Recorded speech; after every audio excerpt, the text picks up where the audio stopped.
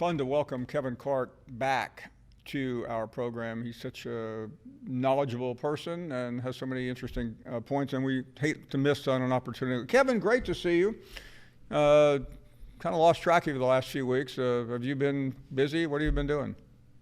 Well, I believe looking at the controller. By the way, I'm in Bristol, Connecticut in a radio studio. I am not in a hostage video. Just so everybody knows, I'm seeing the lighting now. I'm seeing what I look like. I am not in a hostage situation. I'm in beautiful Bristol, Connecticut, where it is snowing, but it is beautiful. I'm looking at. I'm on I'm on ESPN2 and the SEC Network at once. So hopefully everybody in America, Paul, has a multi-TV setup to get as much of me as possible. Yeah, I'm watching you right now on ESPN2. I don't know about that other network you're on, but I have been in that studio, and I think anytime you are in Bristol, Connecticut, in an ESPN radio studio, you are literally in a hostage video. I was gonna make a similar joke, and I just want to say I've been in these hallways all day. I promise you, Paul, we are not controlling the CFP committee from here. There's no conspiracies here. I promise you. There's nobody hiding under the cover. It turns out we have nothing to do with it, Paul. I don't believe that, by the way, because I read Twitter social mentions. media, and Yeah. that's okay. So I've been. By the way, I am now watching you interview Adam Schefter on another channel. Do you want to switch over? Do you want to watch really it for a little bit? I can take it from here. Let's go ahead and switch. Kevin, I've been asked 100 times about this lately, Yeah. and I'm not a Miami guy. You are, but can you explain to America what should the CFP do if it gets down to a decision between Miami and Notre Dame, a team that we all know lost to Miami at the end of August?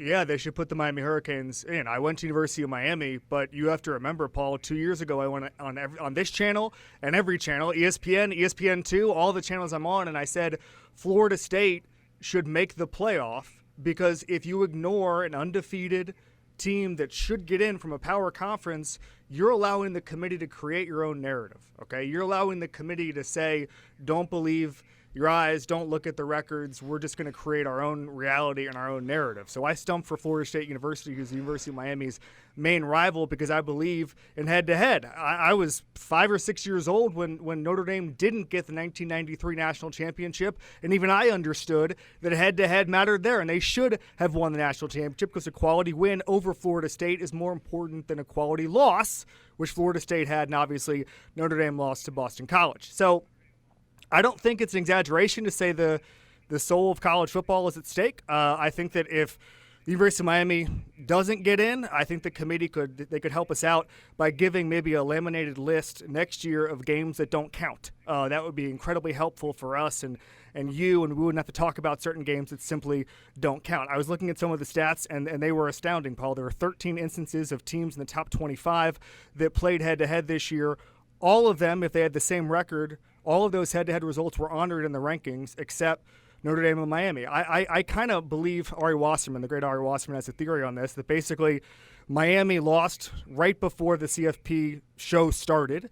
They went to 18, and they started climbing up because they were underranked at that point, because I think that maybe the committee thought Miami was going to fade. They were underranked, and then as they got closer and closer and closer, the committees had to start making up reasons to justify why Notre Dame and Miami were so far apart to begin with. And we've seen that over and over and over again with some of the explanations they've had. Now, it felt like on Monday night, Tuesday night, that Hunter Yurachek was setting up a situation where if they are back-to-back, Paul, then maybe head-to-head is honored. He said it would be easier in that scenario, and then they flip right at the end. But there's a lot that would have to happen for them to be right next to each other. BYU obviously would have to lose. They'd probably have to lose by a significant amount of points in order for them to drop behind Miami, even though historically the loser of a championship game has dropped 1 or 2 spots. Also, if Bama loses, there's a chance they drop Bama 1 spot, the aforementioned 1 spot, and then split up Miami and Notre Dame that way. But if there's an unavoidable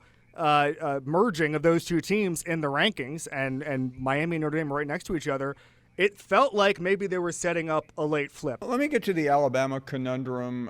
You've hosted this show. You know how people feel about Alabama in Finebaum world.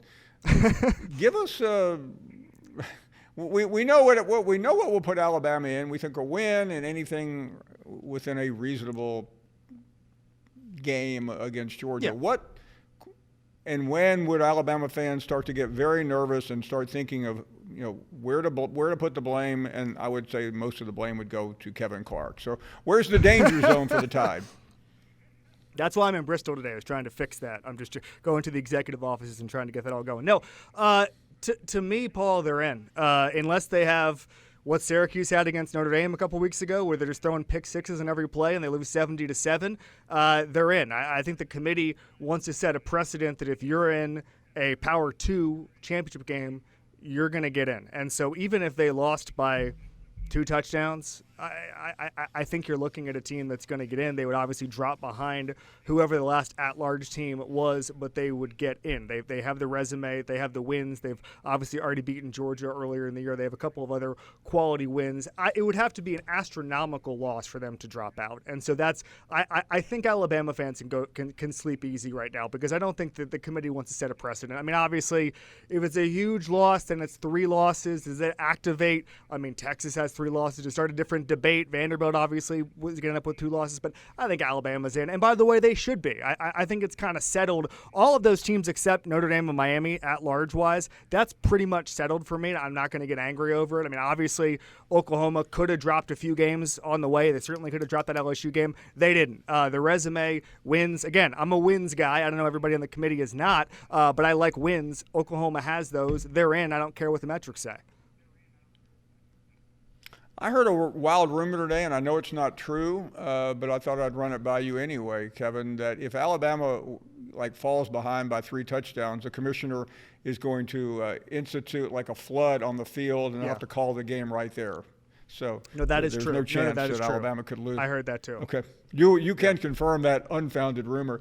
So let me get to the bigger picture, which we're really not talking about. Everybody's trying to get in the playoffs. Does it really matter, considering how well Ohio State has played this year? And is there anyone that you think can come near them? I thought Georgia could, and I was obviously a little bit worried about the Georgia Tech performance a couple weeks ago. But Ohio State, the way they've stacked talent has been amazing. I'm obviously going to watch the Indiana game. And we'll see, by the way. I'm intrigued to see how both of those teams approach the Big Ten championship game. Obviously, you want the trophy. Obviously, you want the bye. Obviously, you want the 1 seed. But if there's a guy who has a hamstring and he needs a little bit of rest, are you going to take him out? Are you going to? We've seen this a couple times in the NFL. Week 18 is it more important to hold guys out, make sure you're fully healthy for 3 weeks from now whenever you start playing. I'm intrigued to see how that goes. Ohio State has the best roster in the country. They have one of the best players in the country, Jeremiah Smith, who I think probably, if you're doing a draft of guys to take, if all 130 teams are doing a draft, he might go number 1. So I think Ohio State's probably the favorite. But I also just think, the way this goes now, where you got to win 3 or 4 games to win the national championship, depth is as important as it's ever been. The fact that Alabama's going to be in there, and Georgia, and a couple of these other teams, Oregon, that have really good rosters with a lot of 5-stars, a lot of NFL bodies. I think you can kind of start seeing. I mean, I saw a stat today that the difference between the number 1 ranked recruiting class and number 32 is as small as it's ever been. We're seeing the talent get spread around. This is not 2005 where there's only 2 or 3 teams that get all these 5-stars. We're seeing 7 or 8 teams get those NFL bodies. So for me, I think you're going to see a little more parity. I think this might be last year the 1 seed got boat raced by Ohio State and Oregon. So I think you're going to see results like that. If you told me I had to put $5 on somebody right now, it'd be Ohio State, but watch out for Georgia. Good. Before we go, the prosaic Lane Kiffin question that nobody has asked anyone this week. Just your view from the bunker in Bristol on what has gone on here. What happened with Lane Kiffin? Something happened with him? Oh yeah, the biggest story in the world. Got it.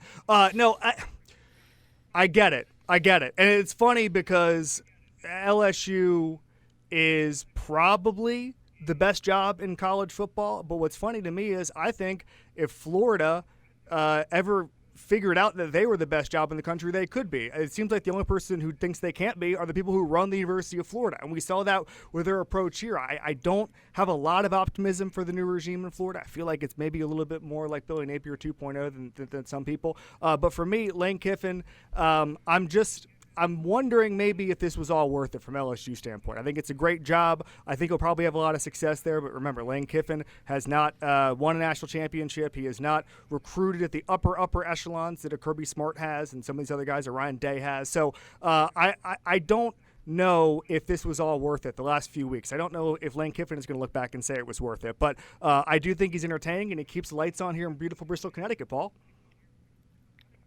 Okay, well, go back to the meeting where you can figure out a way to get 12 SEC schools into the tournament. 11 and Miami. That's okay. Well said. Thank you very much. Great to talk to Kevin. We'll be right back with more of your phone calls. You want this, you got that. No way, watch them walk right past you. Run fast while you have the chance. Don't speak, let